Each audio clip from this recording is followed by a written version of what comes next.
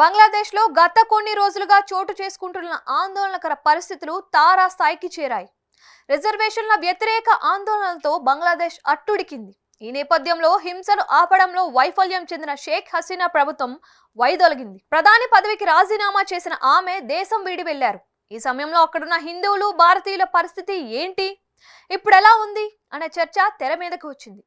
ప్రస్తుతం బంగ్లాలో భారతీయుల పరిస్థితి ఎలా ఉంది, ఇదే క్రమంలో అక్కడున్న హిందువుల పరిస్థితి ఏంటి అనే చర్చ తెర మీదకు వచ్చింది. ఈ సందర్భంగా వాయిస్ ఆఫ్ బంగ్లాదేశీ హిందూస్ అనే సంస్థ సంచలన విషయాలు వెల్లడించింది.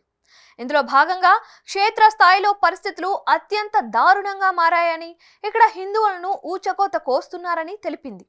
బంగ్లాలో ఇప్పుడు హిందువులను లక్ష్యంగా చేసుకుని దాడులు మొదలయ్యాయని చెబుతున్నారు. ఈ మేరకు అధికార అవామీ లీగ్ పార్టీ నేతలతో పాటు దేశంలోని హిందువులు, వారి ఆస్తులపైన దాడులు తీవ్రమయ్యాయని సమాచారం. ఈ సందర్భంగా all eyes on Bangladesh Hindus అనే హ్యాష్ ట్యాగ్ నెట్టింట ట్రెండ్ అవుతోంది. ఫోటోలు, వీడియోలు వైరల్ అవుతున్నాయి. ఈ సందర్భంగా బంగ్లాదేశ్లో నిజంగా విద్యార్థుల హక్కులు, రిజర్వేషన్ల గురించి, షేక్ హసీనా పరిపాలనకు వ్యతిరేకంగానూ నిరసనలు తెలుపుతుంటే, ఈ మధ్యలో బంగ్లాదేశ్లో హిందువులు ఎందుకు చంపబడుతున్నారు అంటూ నెటిజన్లు ప్రశ్నిస్తున్నారు. అక్కడ సామూహిక హిందూ మారణ హోమం జరగడాన్ని చూస్తుంటే ఇది రాజకీయ నిరసన అని అనిపించడం లేదని నెటిజన్లు సందేహాలు వ్యక్తం చేస్తున్నారు. బంగ్లాదేశ్లో హిందువుల పరిస్థితే అలా ఉంటే అక్కడున్న భారతీయుల పరిస్థితి ఏంటి అనే చర్చ వచ్చింది. ఈ సమయంలో అక్కడి పరిణామాల గురించి విదేశాంగ మంత్రి జైశంకర్ స్పందించారు.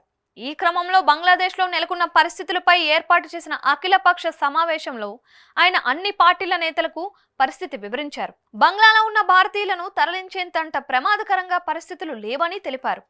మరోవైపు బంగ్లాలో నెలకొన్న కల్లోల పరిస్థితులను దృష్టిలో ఉంచుకొని సరిహద్దు రాష్ట్రాలు అప్రమత్తమయ్యాయి. ఈ మేరకు మేఘాలయలోని ఇంటర్నేషనల్ బోర్డర్ వెంబడి నిరవధిక కర్ఫ్యూ విధించారు. ఇదే సమయంలో బంగ్లాలో ఉద్రిక్త పరిస్థితుల దృష్ట్యా రెచ్చగొట్టే వీడియోలు షేర్ చేయొద్దని పశ్చిమ బెంగాల్ ప్రభుత్వం విజ్ఞప్తి చేసింది. వాటిని వ్యాప్తి చేస్తే రాష్ట్రంలో అశాంతి రగిలే ప్రమాదం ఉందని హెచ్చరించింది.